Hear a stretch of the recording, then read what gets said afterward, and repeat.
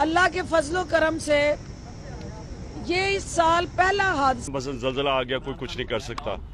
ये एक कहीं कोताही हुई है।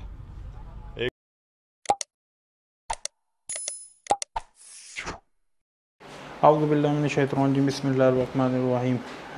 मेरी तरफ से तमाम मेरे देखने वालों को अस्सलाम वालेकुम वरहमतुल्लाहि वबरकातुहू। सालीम, उम्मीद है कि आप सब खैरियत से होंगे और अपने प्यारों के साथ अच्छी ज़िंदगी गुजार रहे होंगे। डरकी में पेश आने वाला सानिया, जिससे आप सब वाकिफ़ हैं और बहुत ही अफसोसनाक वाक़या है जो गुज़िश्ता रोज़ पेश आया, और उसके पेश नज़र आज की जो फ़िगर थी वो 60 से ऊपर लोग जाँ बाग हो गए। अल्लाह पाक सब के दर्जात बुलंद फरमाए और अपने जवारे रहमत में जगह अता फरमाए। लेकिन इससे भी अफसोसनाक बात यह है कि जो अपनी ज़िम्मेदारी को समझने के बजाय एक दूसरे के ऊपर इल्ज़ामात लगाना सामने आया, हुकूमत और अपोजिशन का। हुकूमत की तरफ से गुज़िश्ता जो साबका हुकूमत है उस पर इल्ज़ाम आयद किया गया कि उन्होंने रेलवे में कोई तरक्याती काम नहीं करवाया, कोई उसको बेहतरी के रास्ते पर नहीं लेकर गए, इसलिए ये सानिया वापस आ गया। और इससे भी ज़्यादा अफसोसनाक वाक़या जो फिरदौस आशिक ऐवान, जो मावन ख़ुसूसी वज़ीर आला पंजाब हैं, उनकी तरफ से जो बयान सामने आया कि अल्लाह के फ़ज़ल से कि ये साल में पहला वाक़या है। तो पहले ये आप इसको सुन लें, फिर इस टॉपिक पे बात करते हैं। अल्लाह के फजलो करम से ये इस साल पहला हादसा है। कौम को वो दिन याद है जब हर दूसरे दिन यही रेल ट्रैक जो है किसी न किसी हादसे का शिकार होता था। इस दर्द का, इस मर्ज का वाहिद हल और इलाज ML1 है, जिसकी मंजूरी वज़ीर जी फिरदौस आशिक ऐवान का जो बयानिया था रेलवे साने के हवाले से, वो आपने सुना। और ज़ाहिर है आपने देखा कि किस तरह मामले ख़ुसूसी ने अपनी ज़िम्मेदारी का मुज़ाहरा किया कि जिस पर जितना अफसोस किया जाए कम है। ये कोई पहला वाक़या नहीं है। आप इससे पीछे चले जाएं, आपको याद होगा दो नौजवान और मुनीब और मुगीस जो सियालकोट में एक हजूम के जुल्म का निशाना बने और उनको सरे बाज़ार जो है डंडे मार मार के शहीद कर दिया गया। उस पर जो फिरदौस आशिक ऐवान ने जो ज़िम्मेदारी का मुज़ाहरा करना था, वो कुछ इस तरह किया कि जी वो डाकू हैं और इसलिए हजूम ने जो है वो उनको मार डाला।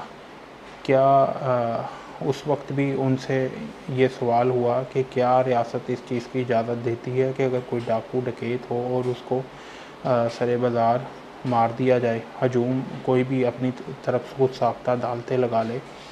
तो ये कोई नई बात नहीं है जो फिरदौस आशिक ऐवान साहिबा की तरफ से ये कोई स्टेटमेंट सामने आई। लेकिन सोचने की बात यह है कि आखिर ऐसे लोग मुंतखब कैसे हो जाते हैं।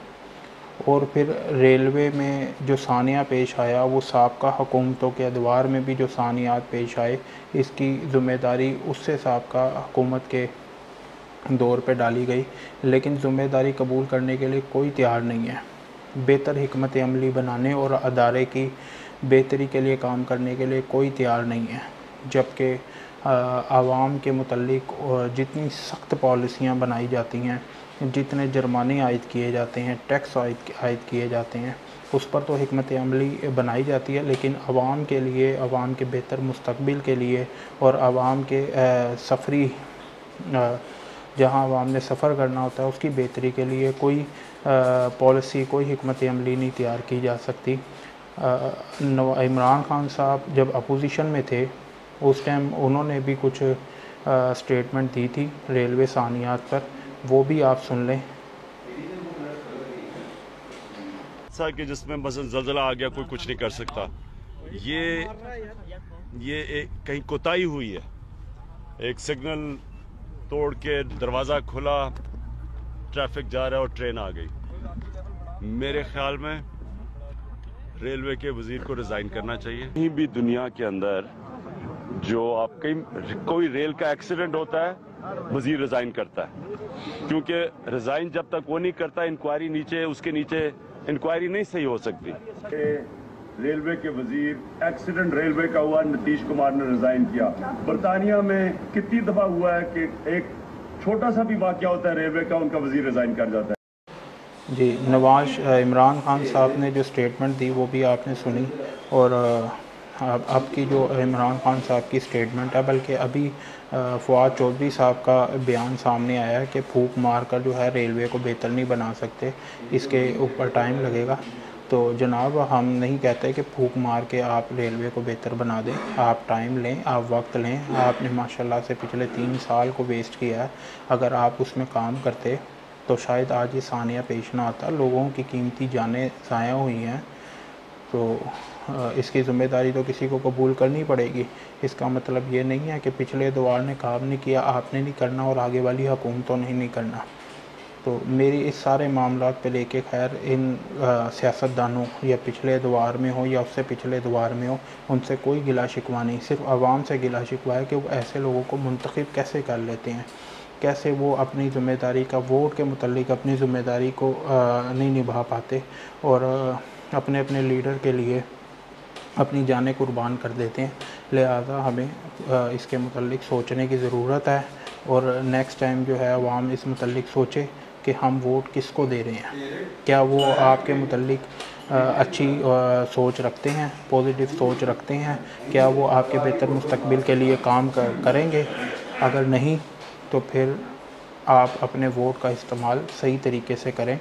और अभी तक जितने भी लोग मुंतखब हो चुके हैं, मेरा नहीं ख्याल कि वो अगर आपके दरवाज़े पर आएँ, आपका दरवाज़ा खड़काएँ और उनको उनकी बात सुनने की ज़रूरत है।